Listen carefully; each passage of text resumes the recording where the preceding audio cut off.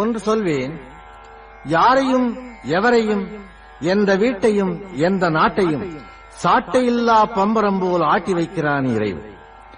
இறைவன் என்று ஒருவன் உண்டா இல்லையா என்ற விவாதத்திற்கு வருவதற்கு முன்னால் ஒரு விஷயத்தை உங்களுக்கு நினைவுபடுத்த விரும்புவேன். தெற்கே ஒரு பகுதியில் மழையே இல்லாமல் பூமி காய்ந்து போய் கிடக்கிறது. வடக்கே ஒரு பகுதியில் மழையினாலே வெள்ளக்காடுகள் பெருகி கிராமங்களை அழிக்கிறது. அந்த தண்ணீர் இங்கே வந்தால் இந்த கிராமம் பிழைக்கும். அந்த தண்ணீர் இங்கே வரவில்லையே ஏன்? பருவத்தாலே ஆண்டவன் இரண்டு பிரிவுகளை உருவாக்குகிறார்.